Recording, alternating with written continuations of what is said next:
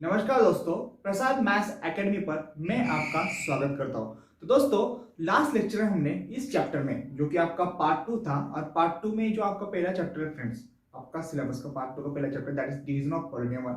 ये चैप्टर में हमने जो सारा का सारा आपका जो बेसिक था फ्रेंड्स, जो कि 7th स्टैंडर्ड में भी आपने पढ़ा था और मैंने पिछले लेक्चर में भी आपको बताया था, वो सारा बेसिक हमने क्लियर कर लिया था। तो फ्रेंड्स, इस लेक्चर में हम आगे क्या करेंगे, आपके बुक में जो आपने मतलब उन्होंने एक्टिविटी दे के रखी friends, fill in the blanks in the following example, उसको हम देखेंगे। सो फर्स्ट एग्जांपल क्या दिया है, फर्स्ट 2a प्लस 3a। अब देखो फ्रेंड्स, इन दोनों टर्म का सम कितना आएगा, 2a plus 3a that is 5a। देखिए फ्रेंड्स, ये दोनों है ना लाइक टर्म है, और दोनों लाइक टर्म जब आपस में ऐड होगी ना तो वो एक ही टर्म बन जाएगी। अब लाइक टर्म होता क्या है फ्रेंड्स, लाइक टर्म, अगर मैं लाइक टर्म की बात करूं तो लाइक टर्म की डेफिनेशन हम इस प्रकार कर सकते हैं, a term having same variable and same index, that term is known as like term. देखिए फ्रेंड्स, लेट सपोज मैं दो टर्म लेता हूं, लेट सपोज मैं 7x लेता हूं और एक लेता हूं 10x। अब देखिए फ्रेंड्स, ये दोनों के दोनों है ना वो लाइक टर्म होगी। लाइक टर्म क्यों होगी, क्योंकि लाइक टर्म की डेफिनेशन मैंने अभी आपको बताया कि the term having same variable and same index, that term is called like term. Okay, अब देखिए इस टर्म में वेरिएबल क्या है x, इस टर्म में वेरिएबल क्या है x, मतलब दोनों टर्म का वेरिएबल सेम है और उनकी पावर देखिए, यहां पर पावर है क्या, मतलब कुछ नहीं, मतलब 1 है, और इसकी पावर कुछ नहीं, मतलब 1 है। देखिए फ्रेंड्स, दोनों टर्म में वेरिएबल भी सेम है और उनकी इंडेक्स भी सेम है।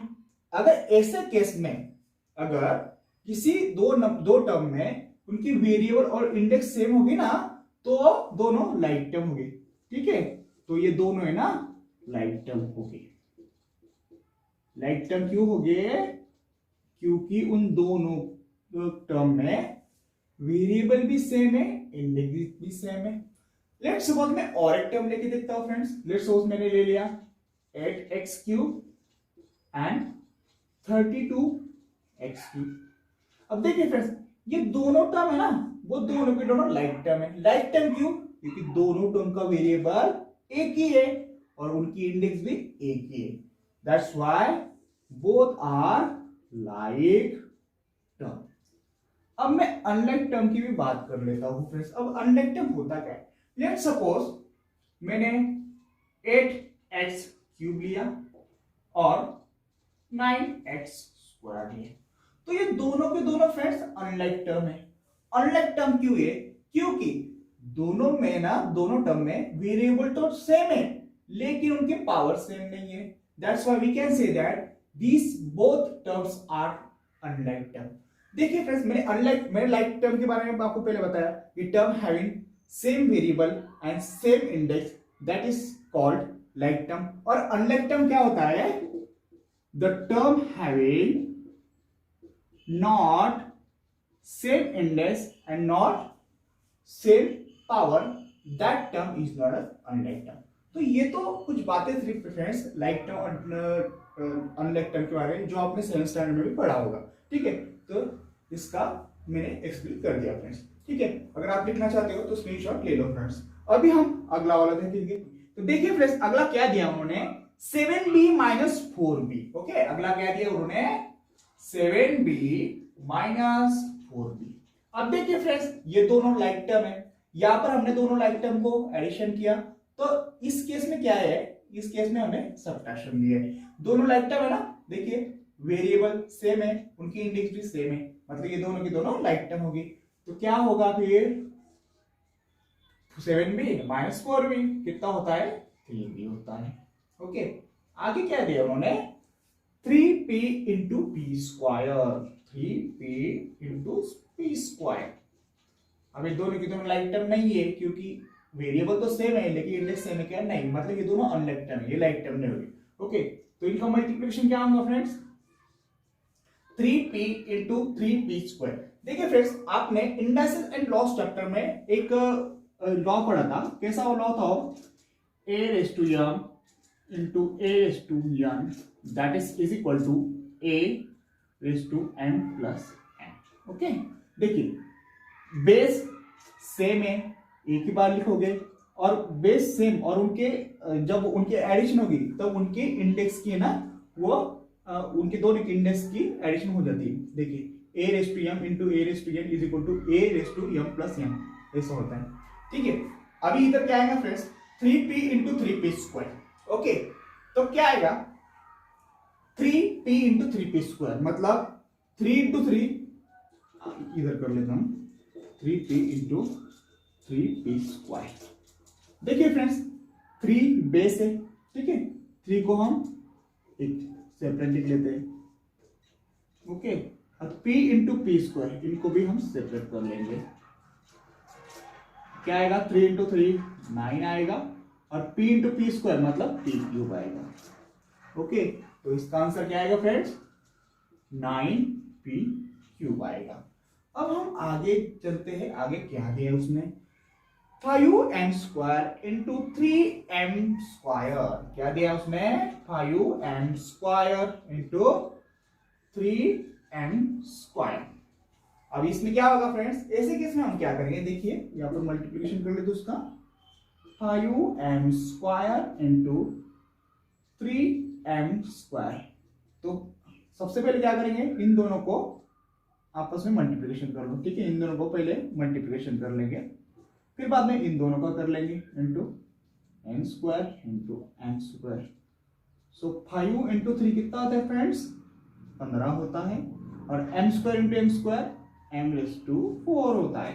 ठीक है, बेस एक बार आएगा और उन दोनों की इंडेक्स की एडिशन हो जाएगी। ओके, सो 15m⁴।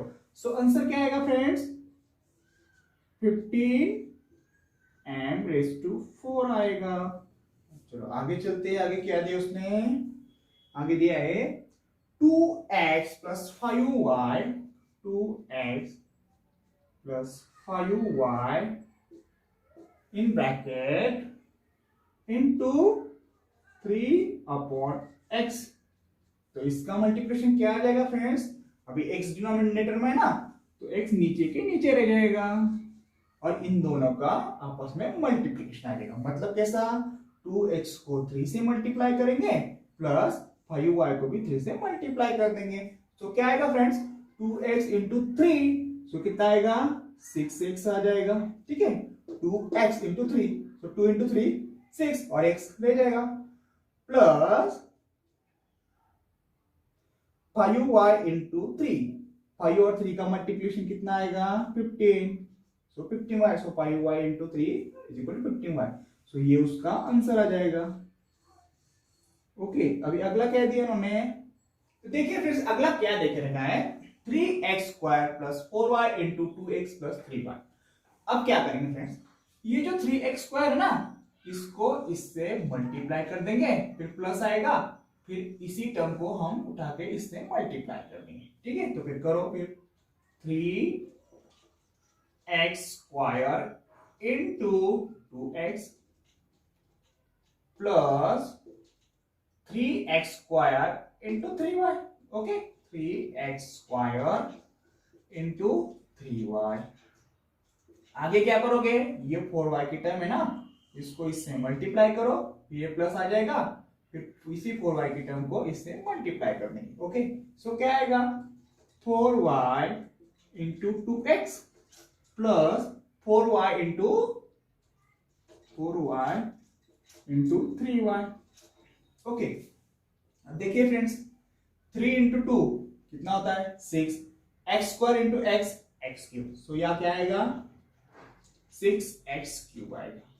अब आगे 3x² इंटू y, तो 3 इंटू 3 9 लिख देंगे, x² इंटू y, तो इसको x² इंटू y। देखिए फ्रेंड्स, इन दोनों टर्म में ना वेरिएबल अलग अलग है, दैट्स व्हाई इनकी पावर की ना वो एडिशन नहीं होगी। इन दोनों टर्म में ना वेरिएबल एक ही था, इसलिए इन दोनों को पावर को हमने ऐड कर लिया। देखिए देखिए 3x² इंटू 2x, ठीक है। 2x मतलब 2x की पावर 1 होगी, ओके। सो 2 इंटू 3 6 आएगा, और x² इंटू x⁻1। तो इसमें क्या होगा फ्रेंड्स, मैंने आपको ये फॉर्मूला के बारे में बताया था, a⁻m into a⁻n, that is equal to a⁻m plus n, okay. इन दोनों का बेस सेम है, बेस एक बार लिखने का और उन दोनों के इंडेक्स का एडिशन हो जाएगा, ओके। सो x इधर बेस है ना, सो x में एक ही बार लिखूंगा और उन दोनों के इंडेक्स की एडिशन हो जाएगी, मतलब 2 + 1 दैट इज 6x, ओके। इस तरह यहाँ पर वो आएगा फ्रेंड्स, ठीक है। अब देखिए फ्रेंड्स अगला वाला 9x² है। अभी इधर वेरिएबल अलग अलग है ना, सो x² इंटू y ही रहेगा, ओके। जब वेरिएबल एक था तभी उन दोनों इंडेक्स की एडिशन होती थी, ओके। अगर वेरिएबल अलग अलग है तो उनको अलग अलग लिखने का, क्योंकि उनकी इंडेक्स की एडिशन नहीं होगी, ओके। अब देखिए यहाँ क्या दिया है, 4y इंटू 2x, तो वेरिएबल अलग अलग है, ओके। 4 इंटू 2 क्या 8 आएगा, y 8 मतलब xy आएगा, ठीक है। वेरिएबल अलग अलग है ना, इसलिए उसको हम सेपरेट लेंगे। 4y इंटू 3y, अब देखिए फ्रेंड्स 4 इंटू 3 12, यहां पर वेरिएबल एक ही है ना, y इंटू y² ठीक है। देखिए y इंटू y, अब इधर y का पावर क्या है 1, दोनों की कुछ नहीं मतलब 1 पावर है, ओके। सो इस फॉर्मूले के अकॉर्डिंग हम क्या लिखेंगे, बेस एक ही बार आएगा और उन दोनों इंडेक्स का एडिशन हो जाएगा, ओके। सो y², सो इधर क्या आएगा y इंटू y² आ जाएगा, ओके। मतलब इन दोनों का अगर मल्टीप्लिकेशन किया फ्रेंड्स तो हमें ये आंसर मिलेगा, ठीक है। ये वाला हमारा आंसर होगा। तो देखिए फ्रेंड्स आपके बुक में इंट्रोडक्शन ऑफ पॉलिनोमियल में उन्होंने 2 एग्जांपल दिए हैं, उसमें से पहला एग्जांपल क्या दिया है उसको हम सॉल्व करते हैं भैया। 3x² minus 2x bracket complete into 4x³ minus 3x², okay. 3x², एक बार चेक कर लो बराबर दिया है क्या, 3x² minus 2x, yes. 4x³ minus 3x²। अब हम इनको सॉल्व करते हैं फ्रेंड्स। तो कैसे सॉल्व करोगे, ये वाले टर्म को इससे और इससे मल्टीप्लाई करोगे, ओके। सो 3x² इंटू 4x³, फिर इसी टर्म को लेकर इससे मल्टीप्लाई करोगे, ओके। फिर ये माइनस आएगा ना, ये माइनस इधर डाल दोगे।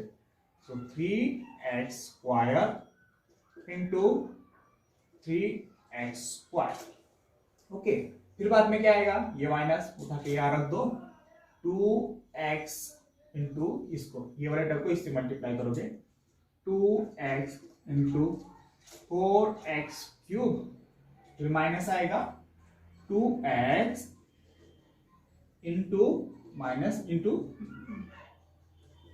Minus 3x²। अब क्या करोगे फ्रेंड्स, 3x² इंटू 4x²। अब देखिए वेरिएबल सेम है ना, वेरिएबल अगर सेम हुआ तो इंडेक्सेस की एडिशन हो जाएगी, ओके। सो पहले 3 इंटू 4 लिख लेना, 3 इंटू 4 क्या होता है 12, x² इंटू x³, सो क्या है वेरिएबल सेम है, इंडेक्स को ऐड कर दो मतलब 2 + 3, ठीक है। x एक ही बार आएगा तो इनकी इंडेक्स की एडिशन हो जाएगी। आगे वेरिएबल सेम है, पहले 3 इंटू 3 क्या होता है 9, इधर लिख दो, x² इंटू x², x एक ही बार आएगा और उन दोनों को इंडेक्स को हम ऐड कर देंगे, दोनों के इंडेक्स 2 है ना, उनको हम ऐड कर देंगे। फिर बाद में 2x इंटू 4x³, 2 इंटू 4 8 आएगा, मैंने लिख लिया।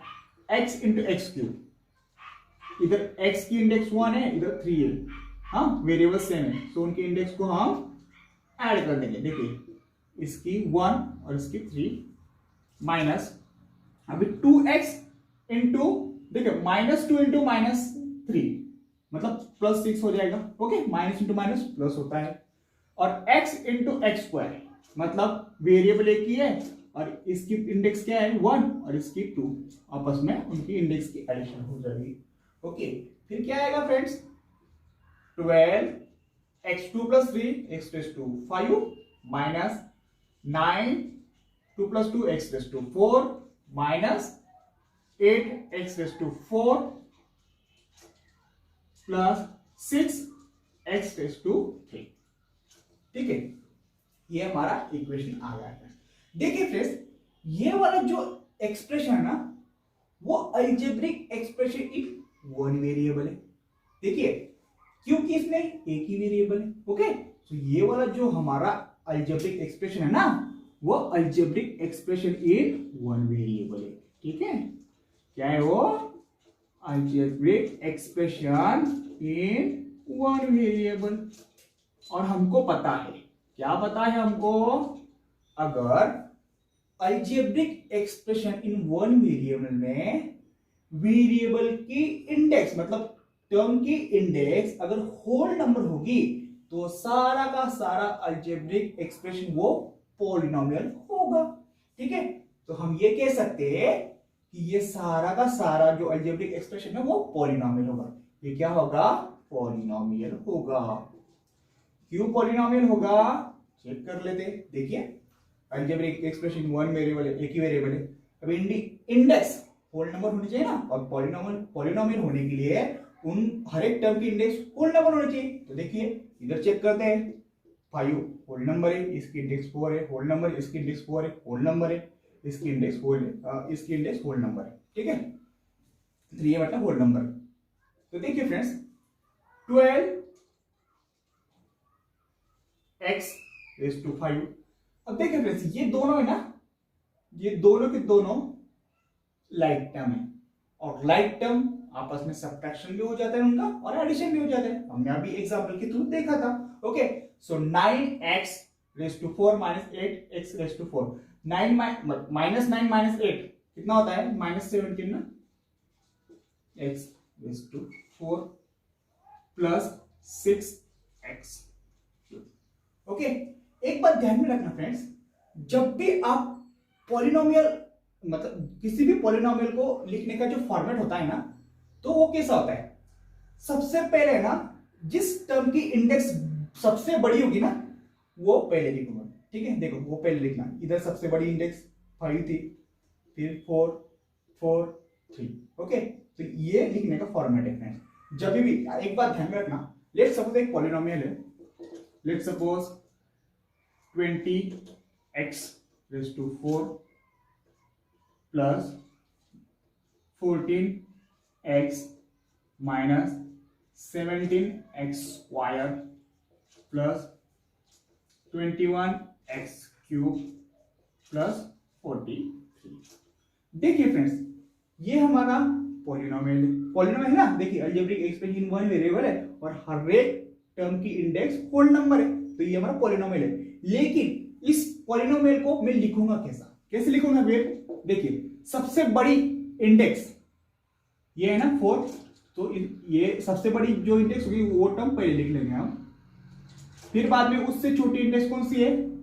एक्स क्यूब, फिर बाद में उसको लिखेंगे। फिर उससे छोटी एक्स स्क्वायर वाली, फिर इसको लिखेंगे। फिर उससे छोटी ये 14x वाली, इसको लिख दिया। फिर उस और सबसे छोटी 43। तो पॉलिनोमियल जब भी आप लिखोगे ना, तो इसी फॉर्मेट में लिखना। मतलब जिस टर्म की इंडेक्स सबसे ज्यादा होगी उसको सबसे पहले, फिर उससे छोटी, फिर उससे छोटी, फिर उससे छोटी। ठीक है, तो इसको इसी फॉर्मेट में हम लिख सकते हैं। यहाँ पर तो मैंने आपको सॉल्यूशन बताया, लेकिन इसका पॉलिनोमियल इतना भी लिखा तो भी चलेगा। ठीक है, देखिए फ्रेंड्स, अगर आपसे कोई पूछे इस पॉलिनोमियल की डिग्री क्या है, तो हमने डिग्री के बारे में पढ़ा था। क्या पढ़ा था? Highest index of the given polynomial is known as degree of polynomial. Okay, अगर इस पॉलिनोमियल की आपसे कोई डिग्री पूछे, तो आप डिग्री क्या लिखोगे?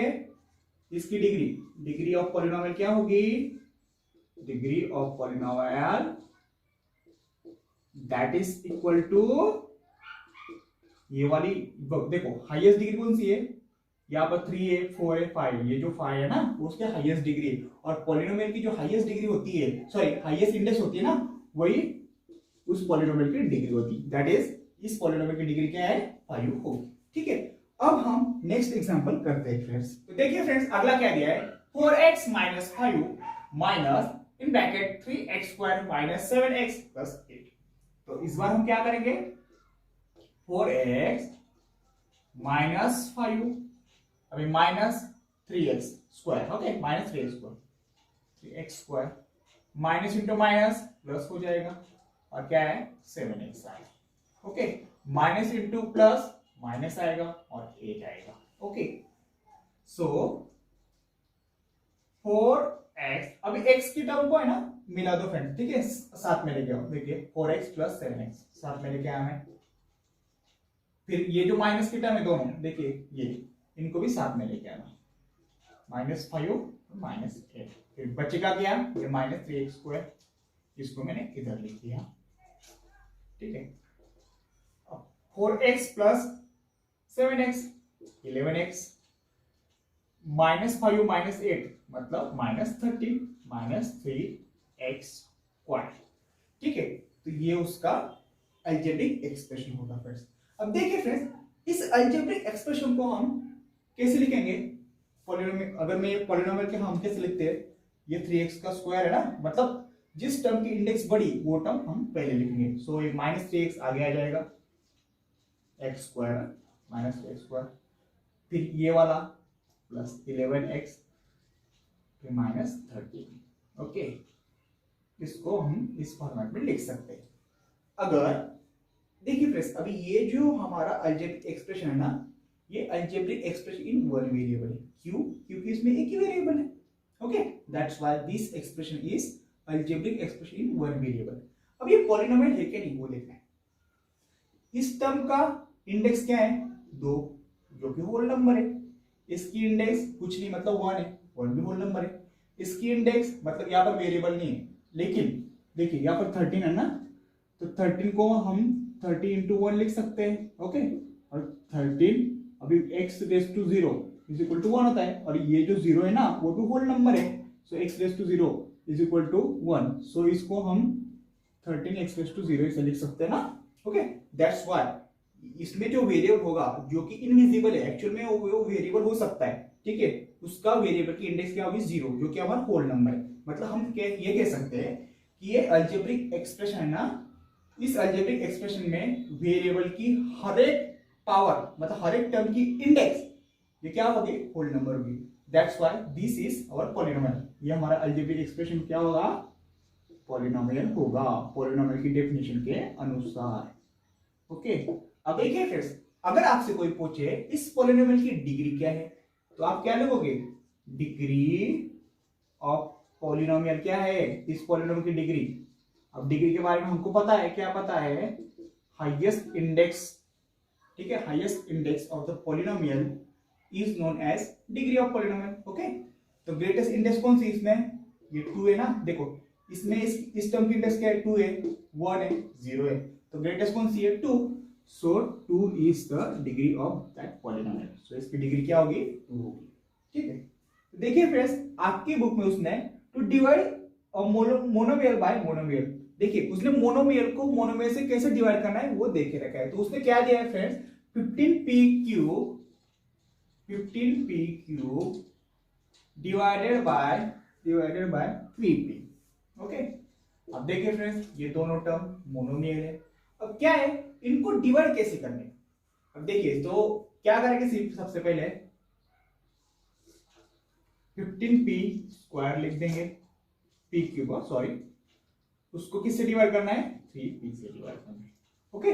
अब मुझे बताओ 3 के टेबल में 15 कितनी बार आता है, 3 इंटू 5, ओके 3 इंटू 5 15 आता है।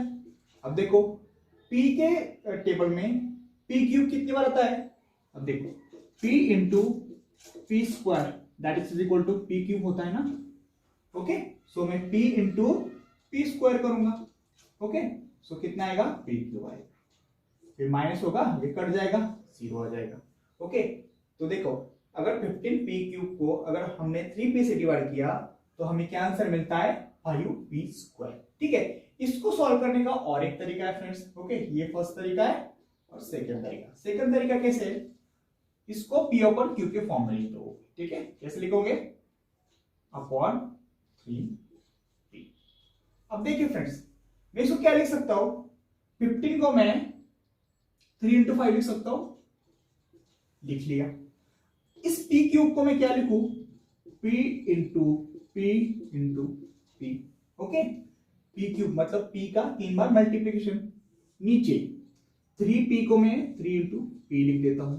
ओके, अब देखिए क्या क्या कट रहा है, 3 कटेगा, p भी कट जाएगा। ओके, फिर बचेगा क्या, 5 into p into p। Okay, 5 into p into p, that is equal to 5 into p into p, p square. Okay, तो क्या आंसर आया, 5p स्क्वायर। आप इस तरह सॉल्व करें या इस तरह सॉल्व करें, एक ही बात है। ठीक है, आप इस तरह भी सॉल्व कर सकते हैं या इस तरह भी सॉल्व कर सकते हैं। अब हम अगला देखते हैं फ्रेंड्स। अब देखिए फ्रेंड, नेक्स्ट क्या दिया है, -36x raise to 4 divided by -9x। अभी ये दोनों की दोनों मोनोमियल है, उनको हमें डिवाइड करना है। तो डिवाइड कैसे करोगे, जो आपकी बुक में जो मेथड दिए ना, हम पहले उससे डिवाइड करते हैं। ठीक है, उसके हिसाब से। ओके, सो क्या आएगा फिर, 36 x रेज टू 4 है ना, माइनस माइनस दिया -9x। ओके, अब मुझे बताओ, अब मुझे एक बात बताओ, 9 के टेबल में 36 कितनी बार आता है, 9 के टेबल में 36। एक काम करो ना, ये जो माइनस साइन है ना, उसको निगलेक्ट कर दो। ठीक है, क्योंकि दोनों माइनस है ना, तो हम निगलेक्ट कर सकते हैं। ओके, तो देखिए फ्रेंड्स, 9 के टेबल में 36 कितनी बार आता है, 4 बार, 9 चौक 36। ठीक, ओके, सो 9 इंटू 4 36। अब देखो x के टेबल में x रेज टू 4 कितनी बार आता है, x क्यूब बार। ठीक है, देखिए x into x cube that is equal to x raise to 4। Okay, so देखिए 9 इंटू 4 36 इधर लिख दिया। अभी x इंटू में कितना लिखूं, x into x cube is equal to x raise to 4।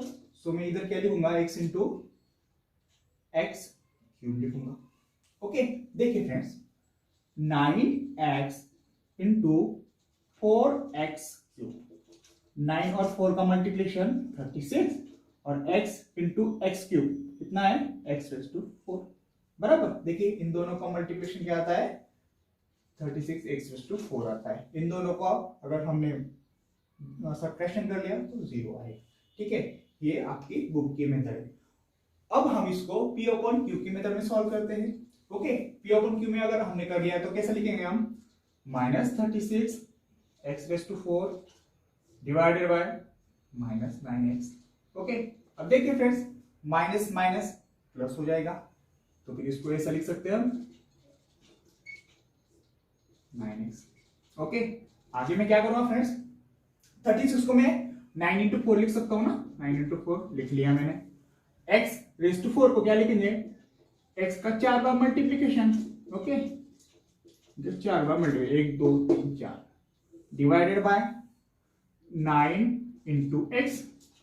अब देखिए क्या कटेगा फ्रेंड्स, ये 9 कट रहा है, x कट रहा है। ओके, तो फिर क्या बचेगा, ये 4 बचेगा, x into x into x मतलब x का 3 बार मल्टीप्लीकेशन मतलब x क्यूब।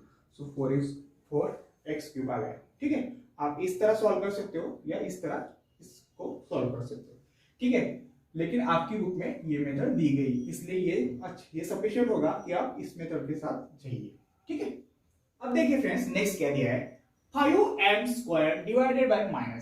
अब इसको हम डिवाइड करेंगे, किसको डिवाइड करना है, 5m स्क्वायर को किससे करना है, -m से करना है। अब देखिएगा फ्रेंड्स, अभी -m को मैं -1m लिख सकता हूं। ठीक है, एक ही बात है, -2m लिखा या -1m लिखा, एक ही बात है ना। सो मैं इसको -1m लिख दूंगा। Okay, -1m 5m square. अब देखिए फ्रेंड्स, आगे मैं क्या करता हूं, -1 के टेबल में 5 कितनी बार आता है, -5 बार आता है। ठीक है, देखिए -1 इंटू -5 कितना होता है, minus minus plus 1 into 5 plus 5। ठीक है, -1 इंटू -5 प्लस 5। ओके, m के टेबल में m स्क्वायर कितनी बार आएगा, m बार आएगा ना। m into m m square, ठीक है। m के टेबल में m स्क्वायर कितनी बार आएगा, m बार आएगा, okay. So m into m is equal to m square, so यह क्या आएगा m, सो -5 इंटू 5 प्लस 5 और m इंटू m स्क्वायर, उसको माइनस कर देंगे, बचेगा क्या, 0, ओके। सो कितने से डिवाइड हो गए, -5 से, ओके। सो आंसर क्या है, -5। इसको और एक मेथड से हम सॉल्व करते हैं। फिर अगले मेथड कौन सी फ्रेंड्स, p अपॉन q के फॉर्म में लिख दो, माइनस, ओके। 5m स्क्वायर को मैं क्या लिखूंगा, 5 इंटू m अपॉन m, ठीक है। कटेगा क्या, m को काट दो, m को काट दो, फिर ये माइनस है ना, ये माइनस ऊपर आ जाएगा, इसका आंसर आ गया। देखिए फ्रेंड्स, दोनों मेथड से हमने 5m आंसर निकाला, ओके। इतनी डिवीजन प्रोसेस है, ठीक है, 5m आंसर आ गया, ओके। अगर हमने 5m स्क्वायर को -m से डिवाइड किया तो हमें आंसर क्या मिलेगा, -5m आंसर मिलेगा, ठीक है। अब अगला क्या देख रहे हैं friends, -20y5 divided by 2y3, okay. क्या दिया है अगला क्या दिया है, -20y5 divided by 2y3, okay. देख लेते हैं बराबर है क्या, y5 divided by 2y3, okay. अब हमको इन दोनों मोनोमियल को डिवाइड करना है, तो फिर कैसे करेंगे, आपकी बुक की मेथड पहले हम इस्तेमाल करेंगे। -20y5 किससे डिवाइड करना है, 2y3 से करना है, ओके। देखिए फ्रेंड्स, अब क्या है, 2 के टेबल में 20 कितनी बार आता है, 2 के टेबल में -20 या कितनी बार आता है, 10 बार आता है ना, सो हम 10 लिखेंगे, ओके। यहाँ पर -10 आएगा, -10 क्यों आएगा, देखिए 2 इंटू -10 कितना होता है, -20 आता है ना, ओके। 2 इंटू -10, सो यहाँ पर -10 आएगा। अभी y3 के टेबल में y5 कितनी बार आता है, करके देखते हैं फ्रेंड्स। y3 के टेबल में y5 कितनी बार आएगा, y² बार आ जाएगा y5, ओके। देखो बेस सेम एक बार लिख लिया, इंडेक्स की एडिशन हो जाएगी, 3 + 2 y5, ओके। So y3 into y² that is equal to y5, so क्या आएगा, y², ओके। अब देखिए इन दोनों का मल्टीप्लिकेशन हम कर लेते हैं, 2y3 इंटू -10y² कितना आएगा फ्रेंड, 2 इंटू -10 -20 और y3 इंटू y², तो क्या आएगा, देखिए आ रहा है ना, सो आंसर हमारा ये वाला आएगा। फिर आंसर आने के बाद 2y इंटू 10y² -20y3। अब देखिए फ्रेंड्स, -20y3 माइनस माइनस इनको हमको माइनस करने का है, ओके। अब देखिए -20y5 माइनस -20y5, ओके। तो देखिए फिर माइनस माइनस क्या हो जाएगा, प्लस हो जाएगा ना, -5। अभी -20y5 प्लस 20y5 कट जाएगा, आ जाएगा 0, ठीक है। सब्ट्रैक्शन और एडिशन, ठीक है, -20y5 plus 20y5 that is equal to 0, so क्या आएगा, 0 आएगा। मतलब अगर हमने -20y5 को अगर हमने 2y³ से डिवाइड किया तो हमको क्या मिलेगा, -10y², ओके। अब इसको हम p अपॉन q के फॉर्म में लिख लेते हैं, y5 अपॉन 2y³। अभी 20 को मैं क्या लिख सकता हूँ फ्रेंड्स, -20 को -2 इंटू 10 लिख सकता हूँ, और y5 को y का 5 बार मल्टीप्लीकेशन, 4 बार हो गया, ये 5वीं बार, अपॉन 2 को मैंने इधर लिख लिया, y³ मतलब y का 3 बार मल्टीप्लीकेशन। अभी कटेगा क्या, 2 कट रहा है, एक y कटेगा, दूसरा y कट जाएगा, तीसरा y कट जाएगा। ओके, फिर आया क्या, -10 y इंटू वाई। ठीक है, देखो ये 3 y कट गए, 2 कट गए, बचा क्या, ये -10 बचा इंटू वाई मतलब -10y²। आ गया। आप इस तरह सॉल्व करो या इस तरह सॉल्व करो, करेक्ट है। ओके, जनरली आपको इस तरह सॉल्व करना है जैसे आपको आपकी बुक में दिया गया है। ठीक है फ्रेंड्स, तो फ्रेंड्स आज का लेक्चर हम यही समाप्त करते हैं।